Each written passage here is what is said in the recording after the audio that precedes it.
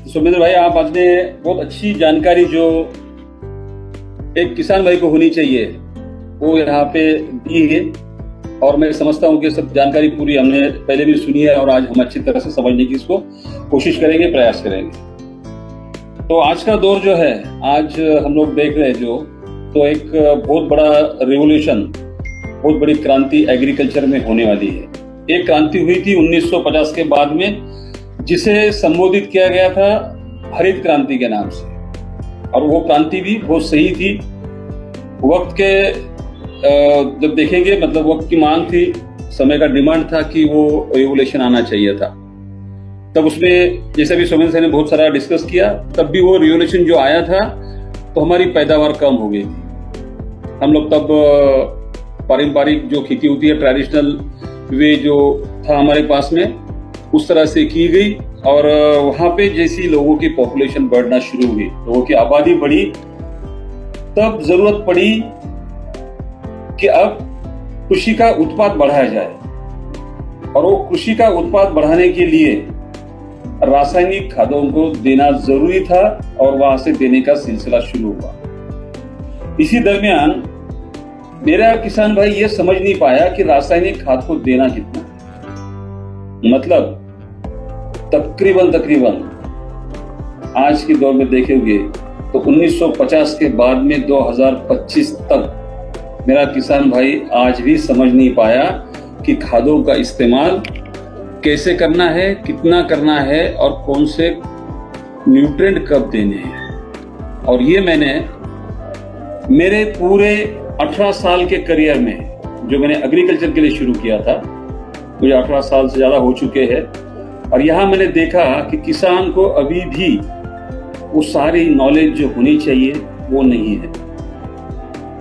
और फिर मुझे याद आया कि मैं इस एग्रीकल्चर के काम में लगा हुआ था, तब बहुत सारे कई विद्यापीठों पे जाना पड़ता था, यूनिवर्सिटी का स्टडी में भी कर रहा था, क्योंकि मैं भी 2006 में इस चीज को समझ नहीं पाया था। एग्रीकल्चर के लिए बिल्कुल मैं नया था।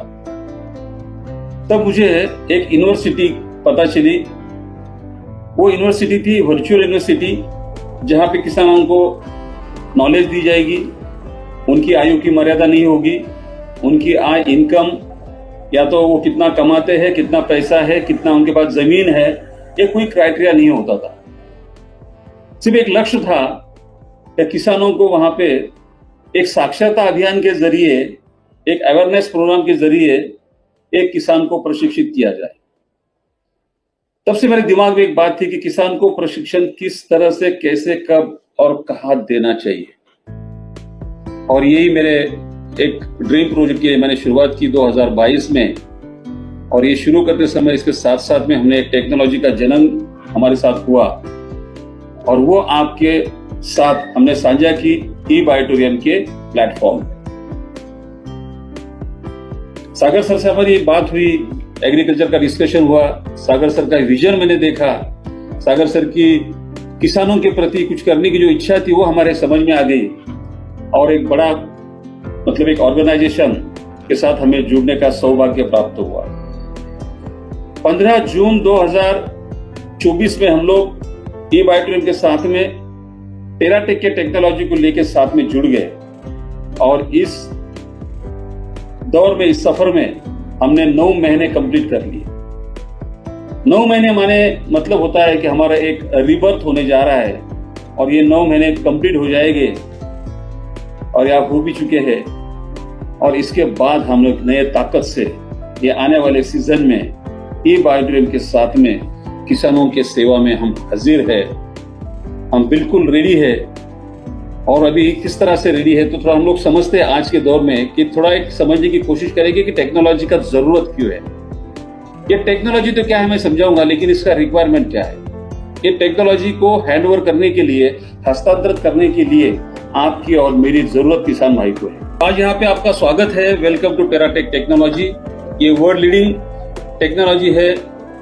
ये ई-बायोटोरियम के प्लेटफॉर्म पे आने से पहले हम लोगों ने इसको above the ground, below the ground बोल के हम लोगों ने एक दुबई में एक कंपनी के माध्यम से एक फूड सिक्योरिटी के तहत एक कुछ हमने प्रयास किया था। और उसके बाद जब सागर सर से मिले तो हमें, देखो, आपको एक बात जिक्र करना चाहूंगा कि वो अपॉर्चुनिटी से भी हमने ज्यादा अहमियत दी ई बायोटिन के प्लेटफॉर्म को। हमने समझा कि आज पूरे भारतवर्ष में ई बायोटिन के माध्यम से लोग जुड़े हुए हैं, सागर सर का कारवा बहुत बड़ा हो चुका है और यहाँ से अगर हम किसानों के लिए प्रयास करेंगे तो बहुत अच्छा काम हो सकता है। इसके लिए भी थोड़ी बात करेंगे, पहले समझते हैं हमको टेराटिप क्या है। तो यहाँ पे हम शुरू करते हैं। अभी सौमित्र भाई ने थोड़ा सा डिटेल्स में बताया कि ये न्यूट्रिएंट क्या है, कैसे है। तो हम लोग समझते हैं कि आज हम लोगों को बिल्कुल जानकारी नहीं है, हम लोग किसानों के लिए बिल्कुल नए हैं और किसान भी कुछ समझता नहीं है, लेकिन एक नया इंसान बिल्कुल पहले से खेती के बारे में जानना चाहे तो इस माध्यम से, इस जरिए से बहुत अच्छा समझ सकता है। तो यहाँ पे देखो, स्क्रीन पे आपको दिखाई देगा मेजर 3 न्यूट्रिएंट्स है। मतलब किसानी करने के लिए, पैदावार निकालने के लिए, या तो कोई भी पौधे को या कोई भी वृक्ष को, कोई भी क्रॉप को, कोई भी फसल को 3 मुख्य अन्न द्रव्य की जरूरत होती है। ये होते 3 न्यूट्रिएंट, इसे मेजर न्यूट्रिएंट कहा जाता है। उसमें से पहला है नाइट्रोजन, दूसरा है फास्फोरस, तीसरा है पोटैश। मतलब किसान को सबसे पहले अगर कोई न्यूट्रिएंट की जरूरत पड़ती है तो नाइट्रोजन, फास्फोरस और पोटैश की गिरती है। अब न्यूट्रिएंट क्या काम करता है, अगले हम देखते हैं नेक्स्ट में। यहाँ पे देखो नाइट्रोजन के कार्य दिए हुए। Nitrogen is one of the most essential nutrient for plant growth and development. इसमें तो दिया है इंक्रीज यील्ड को बढ़ाना है, पैदावार को बढ़ाना है तो नाइट्रोजन की जरूरत है। इम्प्रूव लीफ क्वालिटी, पत्तों की क्वालिटी अगर बढ़ानी है, पत्तों के अगर साइज को बढ़ाना है, पत्तों को अगर ताकतवर बनाना है तो नाइट्रोजन का जरूरत है। इनहैंस प्रोटीन कंटेंट, अगर प्रोटीन को अगर पौधों को चाहिए, उसका अपटेक होना चाहिए, अगर प्रोटीन की जरूरत है तो भी नाइट्रोजन से रिलेटेड इसमें है। Promotes growth and development which are the building blocks of proteins. This proteins are essential for cell growth and reproduction in plant, helping them to develop leaf, stem and root. मतलब nitrogen के माध्यम से वनस्पति अपने तने को बढ़ाएगी, root को बढ़ाएगी।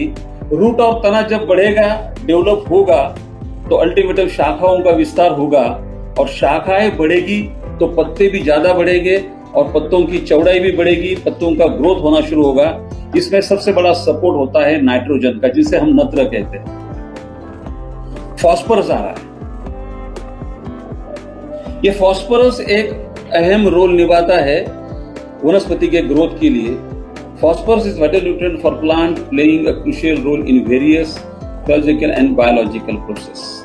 ये वनस्पति के अंदरूनी जो कुछ बायोलॉजिकल जो कुछ प्रोसेस होती है, इसमें इसका अहम रोल होता है।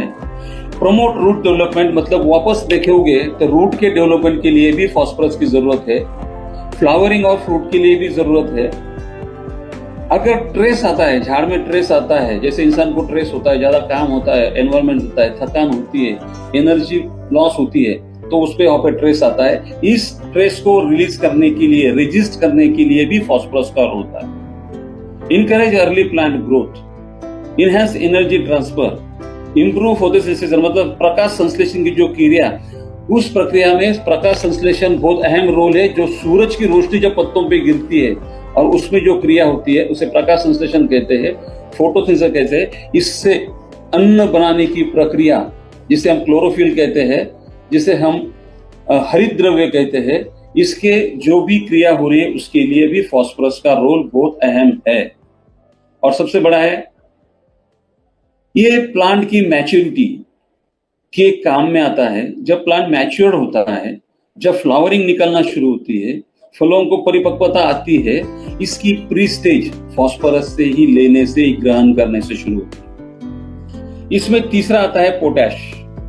अब ये पोटैश को अगर आप देखोगे तो जमीन में ये इसकी मात्रा अवेलेबल है, ये उपलब्ध है, इसलिए इसकी मात्रा ये दोनों से थोड़ी कम लगती है। पर इसका भी रोल वैसे ही है, regulates enzyme action, enhance photosynthesis, improve water regulation, helps in protein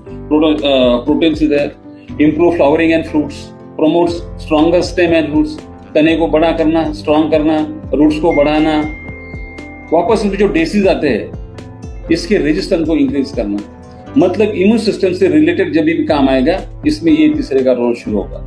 boost nutrient transportation, जो न्यूट्रिएंट का अन्न वहन होता है उसमें भी इसका रोल अहम होता है। मतलब आप तीनों को अगर समझोगे तीनों को भी तीनों का भी वहां पे अस्तित्व, तीनों का भी होना जरूरी है। मतलब मेजर 3 न्यूट्रिएंट है, एन, पी और के। नत्र, स्फुरद और पालाश ये बहुत अधिक मात्रा में लगती है, जितने आगे वाले लगने वाले आगे मैं समझाऊंगा। तो ये मेजर जो 3 है ये होते हैं बोरी में। ये होते हैं 50 केजी के, 20 केजी के मात्रा में एक बोरे में मिलता है। ये ज्यादा बड़े पैमाने पे लगते हैं। अगर एग्जाम्पल के तौर पे देंगे तो मिट्टी की रिक्वायरमेंट के हिसाब से कभी ये 200 किलो लगेगा, कभी ये 100 किलो लगेगा, कभी 50 किलो भी लगेगा। अब इसकी मात्रा कैसी देनी है, क्या देनी है, इसके लिए गवर्नमेंट का एक कंट्रोल होता है और एक अमेंडमेंट में इसकी एक ग्रेड बनती है। ये गवर्नमेंट के रेगुलेशन और कंट्रोल से ही इनके खाद का जो ग्रेड है वो बनाया जाता है। जैसे नाइट्रोजन, फास्फोरस और पोटेश की एक मात्रा होती है, वो मात्रा यहाँ पे तय करता है सरकार, उनके नियमों के अनुसार ही बनाया जाता है। अब जरूरत पड़ती है, जैसे 3 पोषक तत्व है, आगे इसमें मेजर कहते हैं। अब आता है सेकेंडरी में। नेक्स्ट वाले अपन देखेंगे कि सेकेंडरी में क्या क्या होता है, कौन से मॉलिक्यूल्स होते हैं। अब ये सेकेंडरी जो न्यूट्रिएंट है, इसमें आता है कैल्शियम, मैग्नीशियम और सल्फर। समुद्र भाई ने भी बताया इन सब चीजों का महत्व क्या है। कैल्शियम से सेल वॉल कैसी मजबूत होती है, जो अंदर भित्ति का होती है। मैग्नीशियम से क्या होता है, उसके बाद में सल्फर से क्या होता है, जैसे फफूंदी वाली बीमारी भी होती है। कुछ न्यूट्रिएंट का अंदर से इंटरनल जो कोरिलेशन होता है, इनमें सारे के सारे न्यूट्रिएंट का काम होता है। जैसे मेजर 3 थे, ये तीनों का भी जरूरत है, ये तीनों का भी काम जब देखोगे। Secondary nutrient are essential elements for plant growth but required in smaller quantities compare to primary nutrient. यहाँ पे कहा गया है कि जितने मात्रा में बड़े मेजर न्यूट्रिएंट लग रहे हैं, उनसे ये बहुत छोटे छोटे मतलब उसको कंपैरिजन में जाएंगे। तो ये अगर आपको 50 किलो लग रहा है, तो यहाँ पे ये आपको किलो, 2 किलो, 5 किलो में लगेगा। इसका रेशियो बहुत कम है, स्मॉलर क्वांटिटी लगती है। और nutrient like nitrogen, phosphorus, the 3 main secondary calcium, magnesium and sulfur through needed in lesser amount, they play significant roles in, मतलब इनका जो काम है वो इतना जरूरी है। वो 3 देने के बाद भी कैल्शियम, मैग्नीशियम, सल्फर देना जरूरी है। ऐसा नहीं होता कि मैंने नाइट्रोजन दिया, फास्फोरस दिया, पोटेश दिया, मैं अब कैल्शियम को नहीं दूंगा, मैं मैग्नीशियम को नहीं दूंगा, मैं सल्फर को नहीं दूंगा। मतलब यहाँ पे हमने देखा है अब 6 पोषक तत्व इसेंशियल हुए हैं, जरूरी हुए हैं। इनके बिना खेती करना उचित नहीं होगा। और आज तक के किसान ये बातों को कितना समझ रहा है कि हम आगे देखेंगे। ये उसका कैल्शियम का भी जो समुद्र भाई ने बताया वही तत्व है। कैल्शियम से क्या होता है, promote root growth, neutralize soil acidity. अगर ये सबसे है कि एसिडिक सॉइल अगर बनती है, अगर कैल्शियम की मात्रा सही होती है, तो इसे एसिडिक सॉइल को कंट्रोल किया जाएगा, बैलेंस किया जाएगा। ये बात है। ये मैग्नीशियम है, मैग्नीशियम के बारे में सुमिंद्र भाई ने समझाया। नेक्स्ट आगे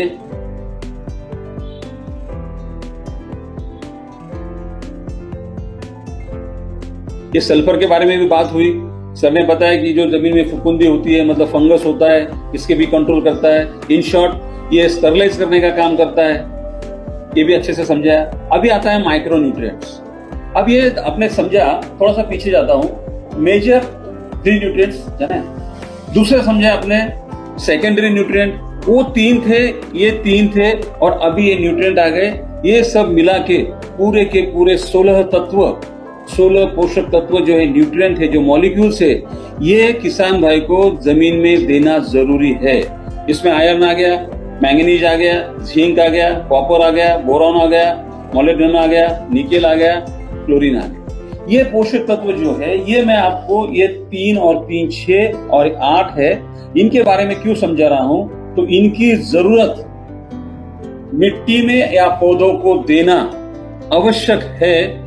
ये देने से ही फसल की पैदावार बढ़ेगी, प्लांट सशक्त रहेगा, बीमारी को मतलब विरोध करेगा, रेजिस्ट कर पाएगा, इम्यून सिस्टम अच्छे से बढ़ेगी, और प्लांट की ग्रोथ ओवरऑल होने से हमें फसल में कम से कम 40 से 50-60% की बढ़ोतरी इजीली, आराम से, कुछ नहीं करते हुए, इसको सिर्फ टॉपअप करता है, इसकी फुलफिलमेंट करता है, तो भी होती है। ये यहाँ पे मैं प्रयास कर रहा हूं। नेक्स्ट, अब मैंने आपको बताया था कि सरकार ठहराती है, गवर्नमेंट का कंट्रोल होता है क्या फर्टिलाइजर के ग्रेड कैसे बने। जो हमने पहले देखा था मुख्य अन्न द्रव्य, यहाँ पे कुछ ग्रेड दी है। जो पहले वाले देख रहे हैं अपन, ये 10 20 10 दिख रहा है, ये 10 26 26 दिख रहा है, 20 20 दिख रहा है, 0 मतलब 0 0 20 20 दिख रहा है। ये वाले भी जो देखा है, दूसरा बीच वाला है 3, यहाँ पे 3 एक हायर लेवल की ग्रेड बताइए। मैं समझाने का प्रयास करूंगा कि रासायनिक खाद का इस्तेमाल जमीन में अवेलेबल जितना आपके स्टॉक है उसके अनुसार मार्केट में ग्रेड अवेलेबल है। एग्जाम्पल के तौर पे, उदाहरण के तौर पे अगर समझाना है, आपको अगर फास्फोरस बेस्ड फर्टिलाइजर यूज करना है और आपके जमीन में अगर फास्फोरस की मात्रा कितनी है, उतने मात्रा के कंपैरिजन मार्केट में ग्रेड अवेलेबल है एनपीके के, जो मेजर न्यूट्रिएंट आते हैं, जो बोरी में आते हैं, जो 50 किलो में होते हैं। अब यहाँ पे दिया है high phosphorus, high nitrogen, high potash. मतलब अगर फास्फोरस की ज्यादा कमी है तो किसी एक ग्रेड को ले लो, जितनी कमी आपके पास में सॉइल एनालिसिस से बताया, आपके पास में एनालिसिस चार्ट होगा, टेस्ट का रिपोर्ट होगा, उसके मुताबिक आपको इन सारी ग्रेड में से खाद को चुनना है, खाद को लेना है। बल्कि रैंडमली जो भी दिल में आया, कोई भी खाद किसी ने बोली ये अच्छी है तो आप नहीं दे सकते। आपको सॉइल की जांच करनी होगी, सॉइल टेस्ट करना होगा और सॉइल टेस्ट के एनालिसिस के तहत आपको इन ग्रेड को चुनना होगा। इसलिए मैं आपको इस ग्रेड का यहाँ पे थोड़ा नॉलेज देने की कोशिश कर रहा हूँ। अब सबसे बड़ा आज डिस्कस करेंगे हम, ये बात को समझने के लिए थोड़ा आपको जरा यहाँ पे फोकस करना है। यहाँ पे लिखा हुआ है द कार्बन टू नाइट्रोजन, मतलब एक रेशियो दिया है, कार्बन और नाइट्रोजन का एक रेशियो होता है जमीन के अंदर, इनका एक रिलेशन है। अब ये कार्बन क्या है? The carbon to nitrogen ratio in soil a critical factor that influences soil health, microbial activity and plant growth. It represent the ratio of carbon to nitrogen in organic materials and soil organic matter. यह बहुत बड़ी line यहाँ पे आपने समझते हैं। ये अगर किसान भाई समझ गया, मैंने कई किसानों से 18 साल में और अभी आने वाले ट्रेनिंग में भी पूछता हूँ, क्या कार्बनिक खाद का सोर्स पता है? क्या कार्बनिक खाद जरूरी है ये पता है? क्या कार्बन अपने जमीन में या तो कार्बन खाद का इस्तेमाल आपके जमीन में करना चाहिए और क्यों करना चाहिए? ये सवाल जब मैं किसान को करता हूं तो किसान तो क्या अच्छे जो मास्टर्स है एग्री के, वो भी जवाब ठीक से नहीं दे तो लेते हैं पर ठीक से नहीं दे पाते, क्योंकि वो उसके ऊपर स्टडी नहीं कर रहे, उनका फोकस ही नहीं है कि क्या होना चाहिए। और यहाँ पे आपको पता चलेगा आज के डिस्कशन में क्या नाइट्रोजन मतलब यूरिया, पहला जो आपने मेजर न्यूट्रिएंट देखा जिसे नत्र कहा जाता है, वो कितना अगर जमीन में चाहिए। अगर आपने मान लेते हैं 25 kg का एक बोरी या तो 10 लीटर का एक कैन 1 एकड़ के जमीन में ड्रिप के माध्यम से या मिट्टी में घोल के नाइट्रोजन दिया तो 25 किलो अगर आप नाइट्रोजन डालते हो। फिर एग्जांपल के तौर पे देते हैं, अभी नैनो टेक्नोलॉजी आ गई, आप अगर 1 किलो का नत्र अगर पौधों को लिए काम में लाना चाहते हो, मतलब नाइट्रोजन की 1 किलो की मात्रा, तो आपके जमीन में कार्बन की मात्रा 20 किलो होनी चाहिए।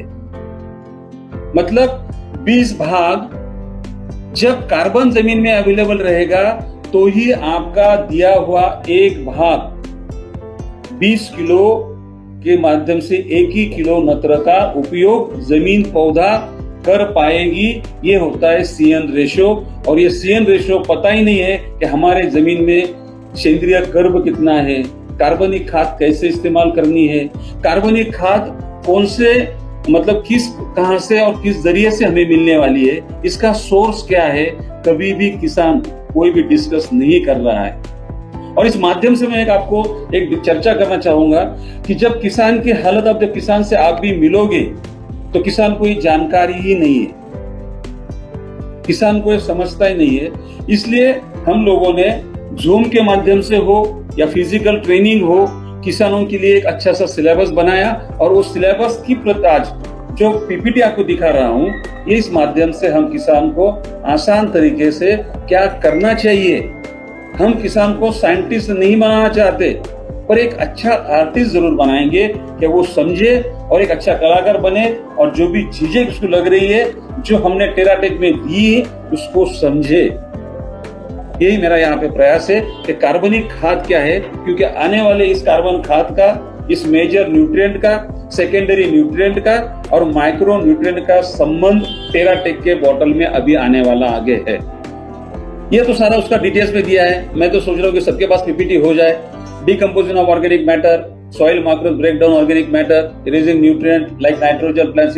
मतलब यहाँ पे ये मोटा मोटी बात अगर समझा है। नेक्स्ट आप करो प्रतीक जी, आप नेक्स्ट करना, मैं बताता हूँ कहाँ करना है। और आगे ले लो, और आगे ले लो।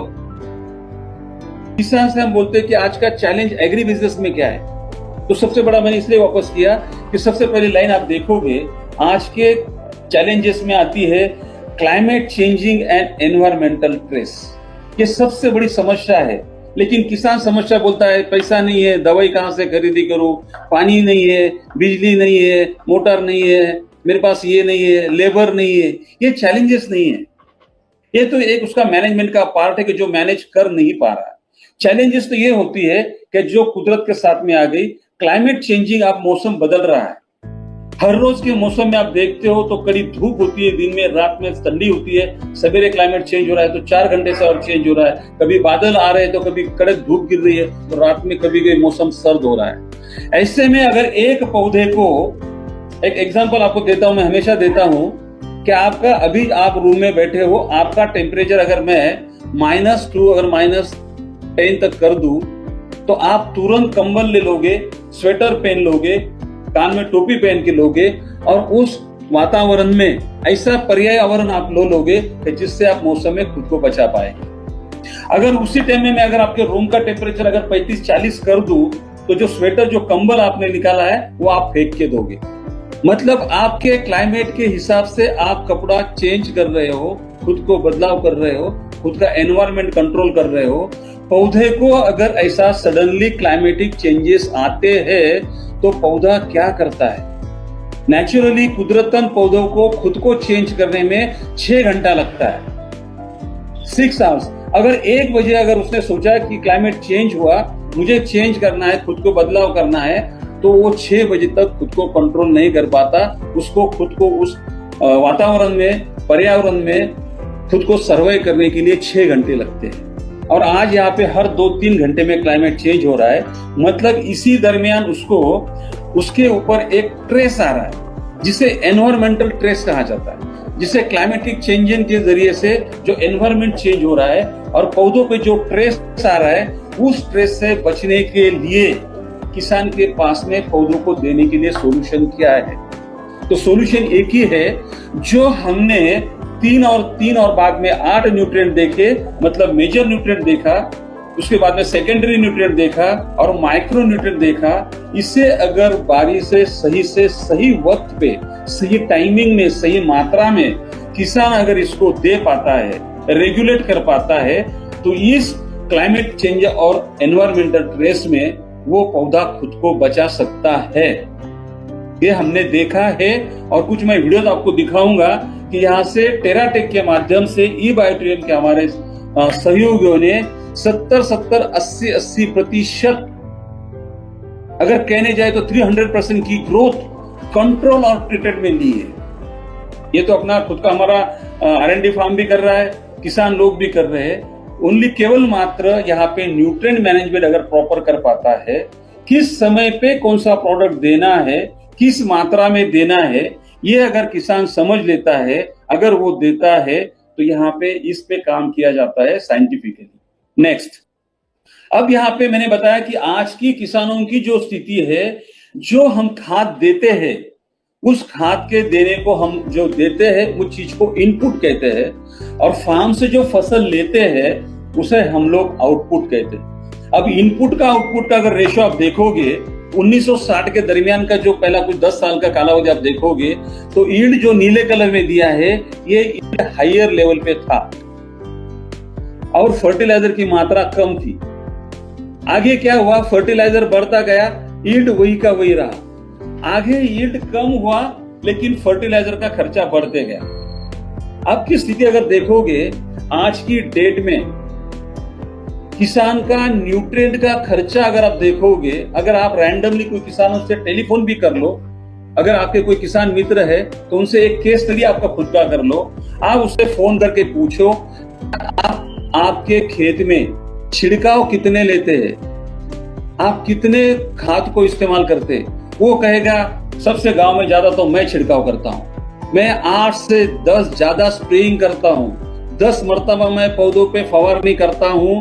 अगर आप उसको पूछेंगे कि फवारनी किस चीज की करता है, मतलब फोलियर एप्लीकेशन या तो छिड़काव किस मॉलिक्यूल के लेता है, तो पता चलेगा वो 10 से 12 जो भी छिड़काव लिए वो देता है कीटनाशकों के और फफूंदी नाशकों के, जिसमें जहरीला सिर्फ केमिकल होता है वनस्पति के पोषक के लिए, जो मैंने अभी बताए एनपीके, सेकेंडरी और माइक्रोन्यूट्रिएंट का इस्तेमाल नग्न होता है, बहुत रियर होता है। सबसे ज्यादा आज का खर्चा अगर जाएंगे हम, अगर आज की डेट में अगर खर्चा खाद का कितना होता है, ये इनपुट्स और आउटपुट्स की देखने के बाद बताएंगे।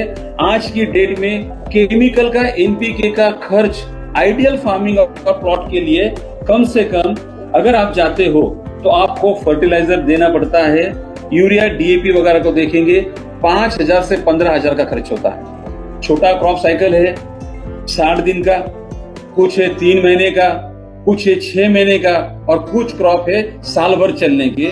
अगर 60 दिन से तो 365 दिन तक की अगर साइकिल देखोगे तो 5,000 से 15,000 सिर्फ केवल मात्र मुख्य 3 अन्नों पे खर्चा होता है। आप अगर माइक्रोन्यूट्रिएंट को देखोगे तो 3,000 से 4,000 5,000 का खर्चा माइक्रोन्यूट्रिएंट पे होता है।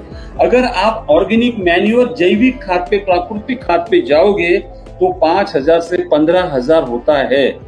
मतलब आप जाओगे तो यहाँ पे अगर देखोगे 5 5 10 मतलब 12 से 13,000 रुपए का खर्चा उसका पोषक तत्वों पे होना चाहिए और मैक्सिमम खर्चा उसका 50,000 रुपए ओवरऑल होना चाहिए। यहाँ पे किसानों का खर्च केवल मात्र रोकथाम, जो रोग आ रहे हैं उसको रोकथाम करने के लिए, उसे कंट्रोल करने के लिए, पेस्ट मैनेजमेंट के लिए खर्चा कर रहा है, पोषकों के ऊपर खर्च नहीं हो रहा है। ये गौर करने के लिए बात है। जब हम किसानों से मिलेंगे तो किसान को इस पे हम मजबूर करेंगे कि इस पे सोचो, काम करो और आप खर्चा कहाँ करना। तो ये इनपुट्स और आउटपुट का रेशियो देखते हैं तो आज की डेट में रासायनिक खाद बढ़ते जा रही है, लेकिन रासायनिक खाद हो या प्राकृतिक खाद हो या ऑर्गेनिक खाद हो, उस पे सिर्फ कीटों का मारने का खर्च ज्यादा है, पोषक का खर्च कम है। और हम यहाँ देखेंगे टेराटेक के माध्यम से आगे क्या होने वाला। नेक्स्ट, अभी आज की जो फैक्ट है, आज की जो जमीन है, आज की जो मृदा और मिट्टी है, उसमें क्या है, तो सॉइल डेड हुई है। ये जमीन का जो आयु है इसकी जो है खत्म हो चुकी है, इसका तो लाइफ ही खत्म हुआ है, बंजर हो चुकी है, बंजर होने को जा रही है। दूसरी तरफ देखिए तो जो हाथ में मिट्टी ली हुई है इतनी भुरभुरी चाहिए, लेकिन यहाँ गिने चुने किसानों की मिट्टी इस तरह से, वो आगे कैसी हुई हम लोग थोड़ा सा एक वीडियो में देखते हैं। अभी आप देखोगे तो ये मिट्टी है, ऐसा लग रहा है कि ये सीमेंट कंक्रीट की रोड है। यहाँ पे बंदा चल रहा है, देखो उसका जूता किस तरह से दिख रहा है, चलते चलते लग रहा है कि जैसे कोई सड़क पे चल रहा है। आप देखोगे मिट्टी है, बिल्कुल बंजर हो चुकी है। नेक्स्ट,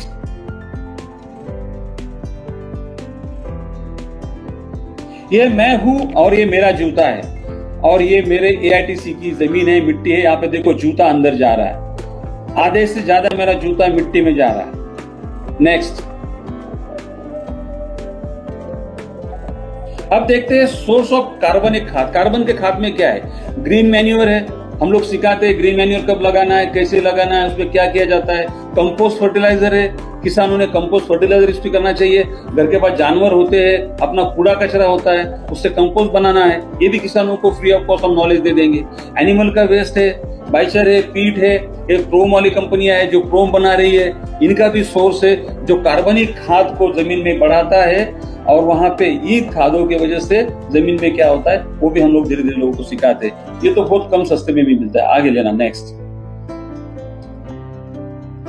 अब आज के देश में किसान हो या हम लोग कंफ्यूज है कि केमिकल खाद को हम लोग इस्तेमाल करें या नहीं करें, क्या हम इसे टिक करें या इसको मना करें। ये कंफ्यूजन तब तक नहीं निकलेगा। मैं हमेशा मैंने सेमिनार में, हमारे वर्कशॉप में भी बताया है कि आज की डेट में रासायनिक खाद को बंद नहीं किया जा सकता तब तक जब तक आपके पास में कोई ऑर्गेनिकल या तो कोई प्राकृतिक या तो कोई ऐसा सेंद्रीय पदार्थ या ऐसा कोई तरल खाद हो जो आपको रासायनिक खाद के न्यूट्रिएंट पोषक तत्व जो दिए जा रहे हैं उसे रिप्लेस कर पाए, उसके जगह पे इनको दिया जाएगा। जब उनके जगहों पे ये जाएंगे तो रासायनिक खाद अपने आप कंट्रोल हो जाएगी, हम लोग कंट्रोल कर पाएगी। तब तक हम लोग डिसीजन नहीं ले पाएंगे जब तक कि हमारे पास कोई सब्स्टिट्यूट देने के लिए नहीं है। ये हमारे पास अभी जो दिख रहे हैं ये 5 हमारे उत्पाद है जो टेराटेक टेक्नोलॉजी के नाम से हम एक एग्री पैक के माध्यम से ये बायोट्रिम के प्लेटफॉर्म पे अवेलेबल किया है। और यहाँ पे एक बात जाते थे बताऊंगा कि 15 जून से तो आज तक 9 महीने में ट्रेमेंडस रिजल्ट्स हमने लिए हैं। और रिजल्ट्स निकालने का, कंपैरिजन का, अगर हमारे साथ कोई कंपनी कंपेयर में आती है तो हमने एक पैरामीटर उसके लिए लगाया है। वो क्या पैरामीटर है मैं रिजल्ट वाली वीडियो में आपको दिखाऊंगा। लेकिन केवल मात्र ऐसी ई बायोटेरियम के प्लेटफॉर्म पे टेराटेक टेक्नोलॉजी किसानों के साथ और हम लोग साझा कर रहे हैं कि अगर नतीजे को देखना है तो किस तरह से देखना है मैं अगले वीडियो में आपको दिखाऊंगा। और यहाँ पे मैंने जो बताया बातों बातों में आगे भी आएगा कि 70 से 80% बढ़ोतरी हमें टेराटेक के माध्यम से ये बायोट्रिम के जो यूजर है उन्होंने यहाँ पे हासिल किए। ये हमारा 9 महीने का बहुत बड़ा सक्सेस। अगर वॉल्यूम आज जाते हैं तो वो बहुत बड़ा अंतर रहेगा कि 10-10 हजार करोड़ कंपनी वाली भी नहीं कर पाई, वो हमने किया है। हमारा वॉल्यूम आज थोड़ा सा R&D के फेज में था, वो छोटा था, लेकिन आने वाले जून के पास ये इतना बड़ा हो जाएगा। इसके बारे में भी थोड़ा कमर्शियल हम चर्चा करेंगे। हम देखते हैं कि पहला उत्पाद जो है, पहला जो प्रोडक्ट है, इसका नाम हमने बिल्कुल आसान रखा, सॉइल हेल्थ केयर। ये बना ही गया है सॉइल के हेल्थ को समझ के, सॉइल के हेल्थ का केयरिंग करना और सॉइल के हेल्थ को जो बिगड़ी हुई है उसे सुधारने में ये प्रोडक्ट सहायता करेगा। अब ये प्रोडक्ट क्या काम करेगा, यहाँ पे आपको पता चलेगा कि सॉइल हेल्थ केयर के जमीन में इस्तेमाल करने से बेनिफिट क्या होते हैं। Benefits of soil health care का पहला बेनिफिट है improve soil structure, soil fertility. भाइयों ये बहुत बड़ा वर्ड है। सॉइल को इंप्रूव करना इतना आसान काम नहीं है। जो मेरा किसान भाई कुछ दिनों में ही डेवलपमेंट देख रहा है, सॉइल का स्ट्रक्चर बदल रहा है, सॉइल फर्टाइल हो रही है, फर्टिलिटी उसकी आ रही है, जमीन भुरभुरी दिख रही है। जैसे मैंने चल के दिखाया वैसे हर किसान एक ही क्रॉप साइकिल में अपने जमीन में नतीजे देखने लायक रिजल्ट्स वो अभी प्रोड्यूस कर रहा है खुद के जमीन में। इम्प्रूव सॉइल माइक्रोबल एक्टिविटी, ये सबसे बड़ा हमारा ब्यूटी है कि जमीन के अंदर रासायनिक खाद का अधिक इस्तेमाल करने से, अतिरिक्त इस्तेमाल करने से जमीन जो लॉक हो गई, जमीन जो जकड़ गई, उसमें के जो माइक्रोब्स है, जो माइक्रोबल एक्टिविटी है वो वहां पे कम हो गई, अधिक मात्रा में खत्म हो गई। उसको वापस पुनर्जीवन देना या तो उसको पूर्ववत करना और माइक्रोबल एक्टिविटी को बढ़ाना, मतलब जैविक सृष्टि को आबादित करने का काम यहाँ पे सॉइल हेल्थ केयर का जो तरल खाद है उसमें कुछ ऐसे तत्व है जो माइक्रोब्स को बढ़ाते हैं यहाँ पे। दूसरा है इंप्रूव वाटर होल्डिंग कैपेसिटी। सबसे बड़ा आज के डेट में जो चैलेंजिंग, चौड़े बनेंगे, जितने पत्ते चौड़े बनेंगे उतना प्रकाश संश्लेषण, सूर्य प्रकाश का ग्रहण होगा, उतना हरित द्रव्य मतलब क्लोरोफिल बनेगा और यहाँ पे अन्न की पैदावार बढ़ेगी। उसके माध्यम से हमारा एंड रिजल्ट जो है वो यील्ड में बढ़ने में जब जब पोषक तत्वों की जरूरत प्लांट को लगेगी वो रूट के माध्यम से वो फल तक पहुंचाएगा। ये काम करेगा सॉइल हेल्थ केयर। यह है प्लांट हेल्थ केयर। नाम से ही पता चलता है प्लांट का हेल्थ, प्लांट का स्वास्थ्य, और नीचे आता है केयर, इसका केयरिंग करना। हम प्लांट के लिए सोचा कि अभी बाल्यावस्था से जब प्लांट यंगर होता है, जब बच्चा बड़ा होने लगता है, तब उनके पोषक तत्वों की, न्यूट्रिएंट की जरूरत भी अलग होती है, ज्यादा होती है। इसको हमने समझ के plant health care, soil health care के बाद जब शाखाओं का विस्तार होने लगता है तब प्लांट हेल्थ केयर को छिड़काव के माध्यम से दे सकते, या बड़े पेड़ है तो सीधे जमीन में भी दे सकते हैं। अब इसमें क्या होता है, अब इसमें जो दिया है इसके फायदे क्या है थोड़ा हम देखते हैं। अब इसमें फायदे कौन से हैं? तो पहले फायदे के पहले देखते हैं कि आप एक सवाल करते हो क्या ये प्लांट हेल्थ केयर में क्या है।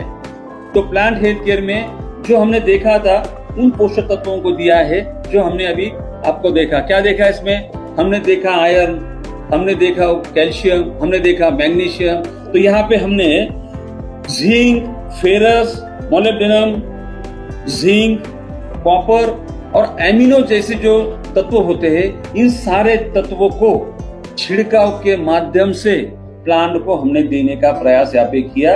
अगर आप छिड़काव के साथ जमीन में भी देना चाहते हैं तो रूट के माध्यम से सीधा प्लांट को जा सकता है। अन्नवहन की प्रक्रिया में भी इसका रूट के थ्रू हर कोने कोने में वनस्पति इसको ले जाएगी। इसको जमीन में भी दे सकते और छिड़काव को भी दे सकते। मैं और समझाता हूँ। यहाँ पे इसमें जिंक है, फेरस है, मोलिब्डेनम है, मैंगनीज है, कॉपर है और एमिनोज है, ऐसे पोषक तत्व है। ये भी बोतल के पीछे लेबल पे दिया हुआ है। अब इसका छिड़काव जो है वो 2 से 3 ml आपको प्रति लीटर करना है। अगर पीटीपी का पंप होता है, किसान सीधा पूछेगा मैं कौन सा, उसको पूछो 15 लीटर का है 30 ml डाल दे, 20 लीटर का है 40 ml डाल दे। मतलब 1 लीटर में 2 ml से इसको सीधे सीधे नापना है। अगर टंकी में एक वक्त में कला के रखता है, मिक्स करता है, तो 200 लीटर में सीधे सीधे 500 ml का अपना एक जो बोतल है जो दिख रहा है, इस बोतल को 200 लीटर में डाल दो, सीधे पंप भरो और पूरी जो अपनी फसल है उस पर छिड़काव कर लो। कोई ज्यादा इसका दिक्कत और कोई ज्यादा सोचने वाला कोई रॉकेट साइंस इसमें नहीं है। नेक्स्ट, इसके बेनिफिट्स आगे आपको दिखेंगे। तो नेक्स्ट करना, इसका एप्लीकेशंस क्या है? ऐसे ही है। दूसरा क्या आ रहा है? Fruit health care. अब फ्रूट हेल्थ केयर के नाम से ही पता चल जाएगा, फ्रूट माने फल और फल की हेल्थ, उसका स्वास्थ्य, उसकी केयरिंग करने के लिए यहाँ पे एक ऐसी टेक्नोलॉजी है जिसे हम OSA कहते हैं, लेबल क्लेम पे चलेगा। ऑर्थोसैलिसिलिक एसिड का एक प्रोडक्ट है, साथ में कुछ टेक्निकल्स होते हैं, वो हमारा ट्रेड सीक्रेट है, वो हमारा रिसर्च का सीक्रेट है, साथ में जो मिलाया है। ये क्या करता है, जब भी आप जमीन में दोगे या छिड़काव उस पे करोगे, तब जितने भी न्यूट्रिएंट रूट के माध्यम से खींचते आएंगे, मतलब रूट से खींच के तो फ्रूट तक देने का काम यहाँ पे फ्रूट हेल्थ केयर करेगा। और उसके फ्रूट भरने के लिए, फ्रूट का वजन बढ़ने के लिए, फ्रूट में कलर और शाइनिंग आने के लिए, उसकी खूबसूरती के लिए, उसके टेस्ट के लिए, और जो भी गुणवत्ता उस फल में होगी, वो खट्टा होगा तो खट्टा लगेगा, मीठा होगा तो मीठा लगेगा, तीखा कैरेक्टर होगा तो तीखा लगेगा।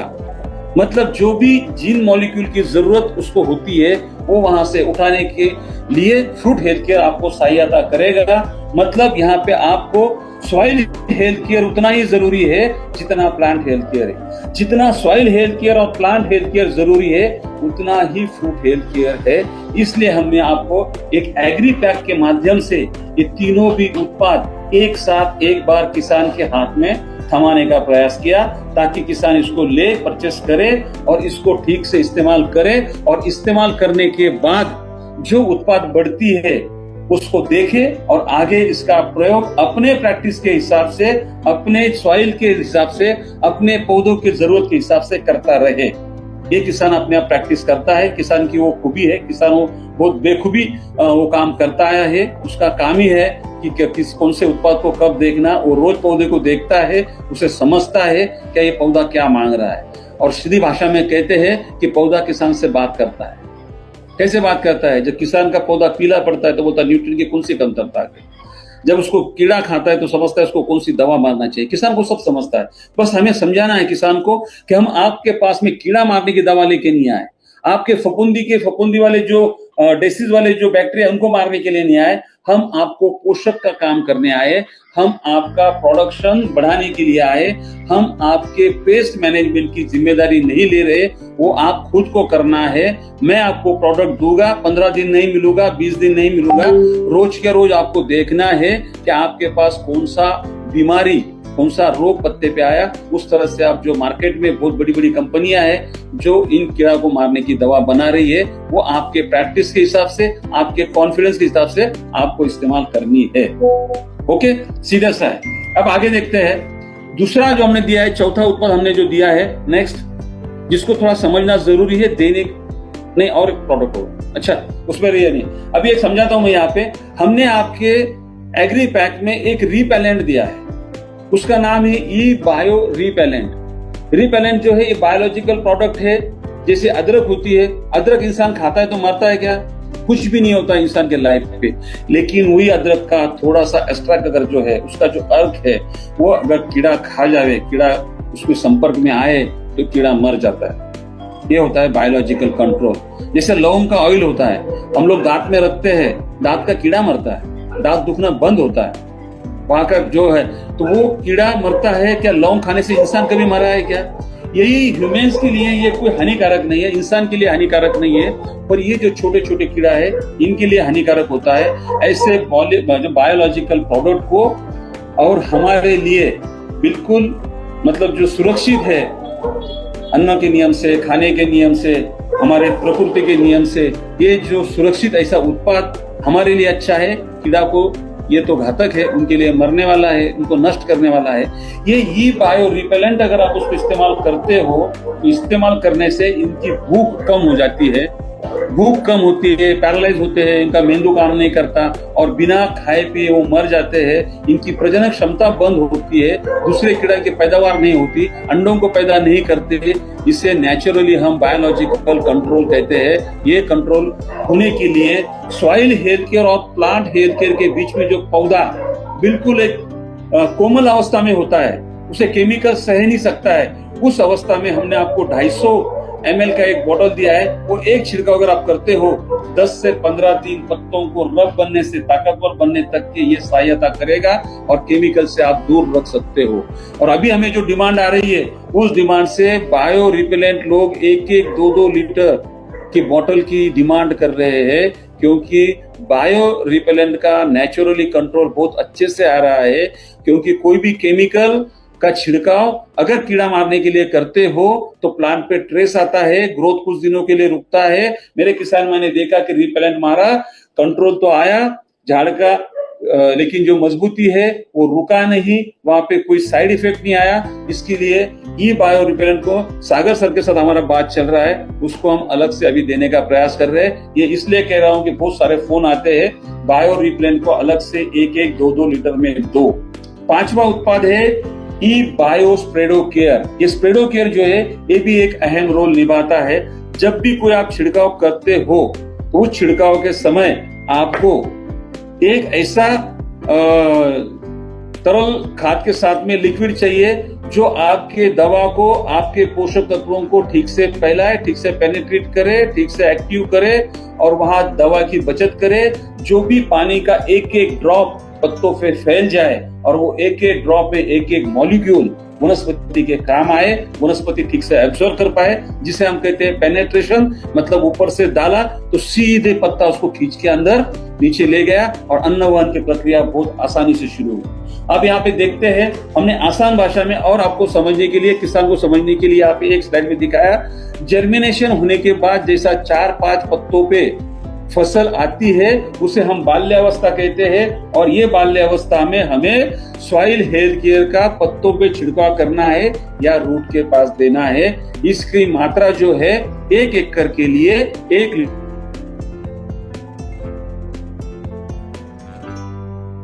लगने से पहले की और बाल्यावस्था के बीच में की यंगर अवस्था होती है, वो जवान होता है, बड़ा होता है, विकसित होता है, शाखाओं का विस्तार होता है, तब हमें सॉइल हेल्थ केयर और प्लांट हेल्थ केयर उसको देना है। एक प्रोडक्ट अगर हमारे पास ज्यादा रिक्वायरमेंट है दोनों को इकट्ठा दे सकते, अगर एक स्टेज चली गई तो सॉइल को भी दे सकते और प्लांट को भी दे सकते। और तीसरी अवस्था थी हमारी, जब ये पूरा के पूरा विकसित होता है, इसकी गर्भावस्था में से बाहर निकलता है और पूरे पौधों पे, पूरे झाड़ पे, पूरे प्लांट पे फूल ही फूल लगते हैं और उन फूलों का रूपांतर उनका फलों में होने लगता है। जब फल की गठिया बनने लगती है तब आपको यहाँ पे फ्रूट हेल्थ केयर डालना है। जहाँ पे आपको पौधों पे फ्रूट लग रहे हैं उस टाइम में फ्रूट हेल्थ केयर के फोलियर एप्लीकेशन करो, या तो जमीन में जड़ के पास, रूट के पास छोड़ो, या दोनों भी कर सकते हो। इससे आपको यहाँ पे 50-60% तो कम से कम और अधिकतम 70-80% का रिजल्ट फार्मर ले चुका है।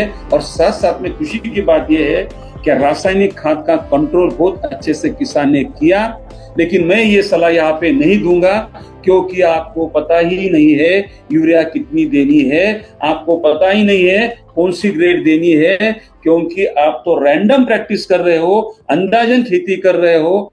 आपके पास में कोई सॉइल का रिपोर्ट नहीं है कि जिसमें नत्र कितना देना है, कौन सी ग्रेड यूज करनी है, ये क्या करना पता नहीं है। इसलिए हम रैंडमली यहाँ पे 1 लीटर पर एकड़ इस तरह से हमने आपके एग्री पैक में 3 लीटर, एक soil health care 1 litre, plant health care 1 litre और फ्रूट हेल्थ केयर 1 लीटर, और वो जो छोटी सी अवस्था होती है, कोमल अवस्था होती है, तब उसके लिए 250 ml ये बायो रिपेलेंट को दिया है, और साथ में 250 ml उसको आपको स्प्रेडोकेयर दिया है, जिसका इस्तेमाल आधा ml पर लीटर करना है।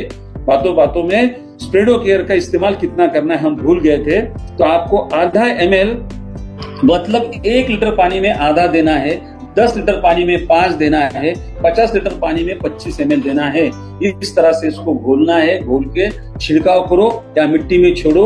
यहाँ पे इस तरह से एक एग्री पैक का आप इस्तेमाल करोगे तो अगले साइड में देखते हैं हम कि आपको नतीजे जो हमारे पास में है वो वीडियो हम देखते अपने ही ई बायोट्रियम के माध्यम से किसान के साथ क्या बदलाव हुए। और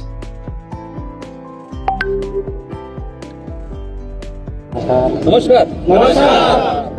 आज हम लोग सवेरे से ये टेराटेक टेक्नोलॉजी के ट्रेनिंग सेंटर में यहाँ पे थे, जिसका नाम है advance agriculture information training centre. मतलब ये आईटी का यहाँ पे जो प्रोग्राम होने जा रहा है, ये ई बायोटोरियम के माध्यम से आज टेराटेक टेक्नोलॉजी भारत के हर कोने कोने में जा रही है। ऐसा कोई प्रांत, ऐसा कोई राज्य नहीं है जहाँ पे आज के दौर में, आज के तारीख में टेराटेक के रिजल्ट नहीं आए हो। तो ये सारी टेक्नोलॉजी के रिजल्ट क्या आ रहे हैं, कैसे आ रहे हैं, ये सब जानने के लिए और समझने के लिए यहाँ पे तो पहले मैं दीपक भाई जो है ये हमारे झांसी से आए हैं, 3 दिन से हमारे साथ में यहाँ पे है, और ये खेती को, टेक्नोलॉजी को, मिट्टी को, पौधों को, इन सबको समझने की कोशिश या प्रयास यहाँ पे कर रहे हैं। और ये कितना समझे हम लोग अंत में पूछेंगे इनसे। और दूसरा यहाँ पे जो हमारे कुछ किसान भाई है और कुछ बिजनेस को प्रमोट करने का जो काम कर रहे हैं किसान भाइयों के साथ में, ये सबसे बड़ा अहम रोल उनका यहाँ पे होता है कि किसानों के लिए ये टेक्नोलॉजी लेके उनके दरवाजे पे जब जाते हैं हम लोग, तो ये क्यों जाते हैं। हमारे किसान भाई के पास में जब ई बायोट्रियम का एसोसिएट जाता है, वो क्यों जाता है, वो क्या चाहता है, उसके जीवन में क्या बदलाव करना चाहता है, ये यहाँ पे समझने और समझाने के लिए हम लोग आज इकट्ठा हुए हैं। तो यहाँ पे मैं वेलकम करता हूँ यहाँ पे जो 40 से 45 लोग, मतलब ज्यादा है, कितना 49 लोग यहाँ पे कामरे साम के माध्यम से आए हैं। फिरोज पठान सर यहाँ पे है, उसके बाद में नए सर यहाँ पे है, जैसे राजेंद्र कुंको जी यहाँ पे आए थे कि जिन्होंने मुझे मोरल सपोर्ट किया था और मैं आज तक जब पहुंचा हूँ उनके साथ में, उनके माध्यम से, उनके मोरल सपोर्ट के हिसाब से कि तू जा और तेरा काम यहाँ पे असाधारण काम करने का नहीं है। वो राजू सर ने समझाया था कि आपको बोतल नहीं बेचनी है, और मैं तब से बोतल बेचने का नाम लेने का बंद किया है कि आप बोतल नहीं बेच रहे हो, आप यहाँ पे एक टेक्नोलॉजी को हैंड ओवर करने का काम कर रहे हो और उस टेक्नोलॉजी को समझते हैं यहाँ पे क्या है। तो ये आज हम हल्दी के क्रॉप में करें, मतलब टर्मरिक। तो ये वाली जो लाइन है इसे हम कहते हैं कंट्रोल लाइन है हमारी, जिसके ऊपर यहाँ पे टेराटेक टेक्नोलॉजी का कोई भी प्रोडक्ट का, और यहाँ पे आप देख रहे हो इस तरफ से, मतलब मेरा ये बाया हाथ है, ये सीधा हाथ है, मैंने सीधे हाथ को जो इस्तेमाल किया है ये टेराटेक टेक्नोलॉजी का इस्तेमाल यहाँ पे किया है। और उन 2 पौधों को कंट्रोल और ट्रीटेड को मैंने निकाला है, जिसका इस्तेमाल किया ये मेरे इस तरफ है, और जहाँ पे इस्तेमाल नहीं किया ये यहाँ पे। अगर आपको कोई टेक्नोलॉजी अगर जमीन से लेके तो पत्तों में अगर कुछ काम करती है तो हम काउंट करते हैं, यहाँ पे पत्ते नापते हैं, ये छोटा है मतलब निकल गया 1 2 3 4 और 5वां निकल रहा है, 5वां बढ़ रहा है, 5वां पूरी तरह से फूल नहीं गया।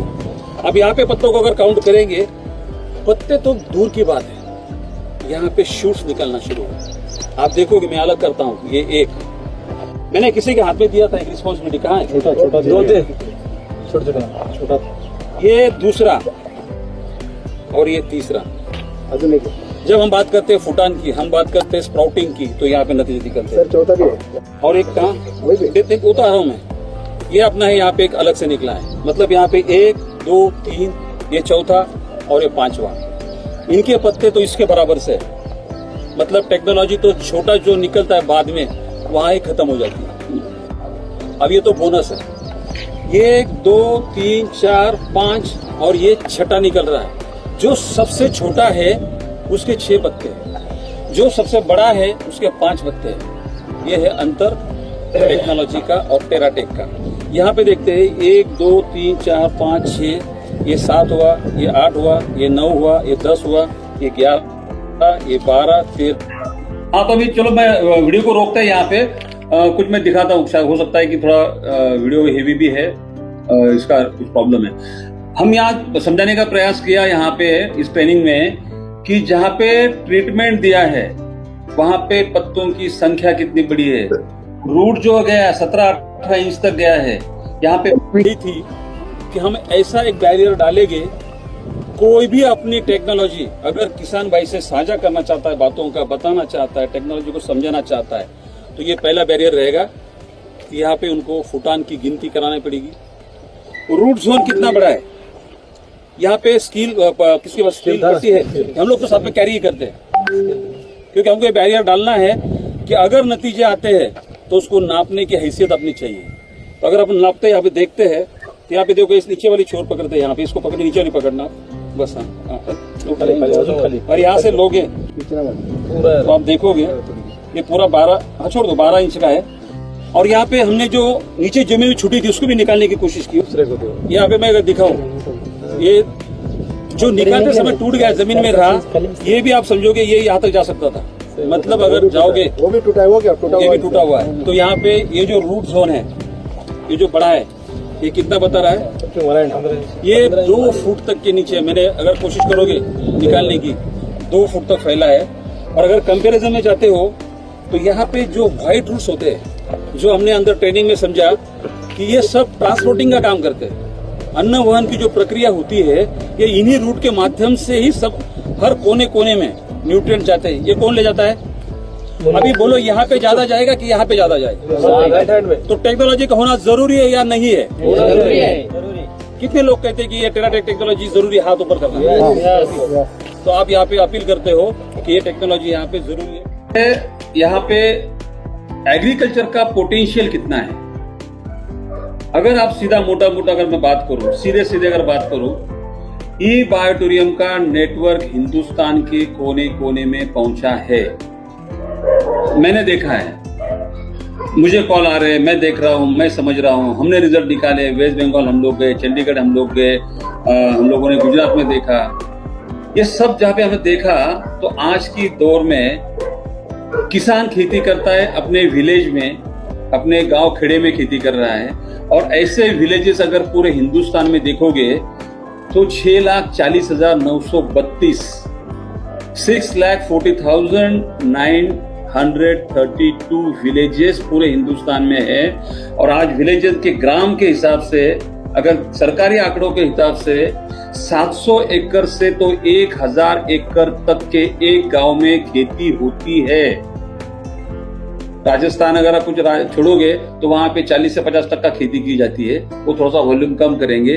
फिर भी हमने मोटा मोटी पकड़ा क्या, 5 लाख विलेजेस पकड़े, और 5 लाख विलेज में 500 एकड़ भी पकड़ा, तो भी हमारे पास का पोटेंशियल कितना बड़ा है। और ई बायोटोरियम का नेटवर्क तो हर गांव में, हर प्रांत में, हर राज्य में है। खाली बस हमें किसानों के पास में टेराटेक को समझाना है, टेराटेक उसको दिखाना है, उसको झूम पे लाना है, या तो आपको वहाँ पे मीटिंग्स करनी है, सेमिनार्स करनी है। और ये झूम ऐसे हम लोग अभी रेगुलर शुरू करेंगे, जहां से आप किसानों को लाके दिखाना शुरू करेंगे। इतना बड़ा पोटेंशियल आपके पास में है।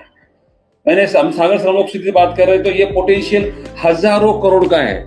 आप खाली एक काम करो, एक कीट की कीमत, और ये 6,40,932 विलेजेस में 50%, 25% का ही बिजनेस आप करते हो। मैं तो कहता हूं 10% का कर लो, फिर भी 5-25 हजार करोड़ का बिजनेस एक क्रॉप के लिए आप करते हो।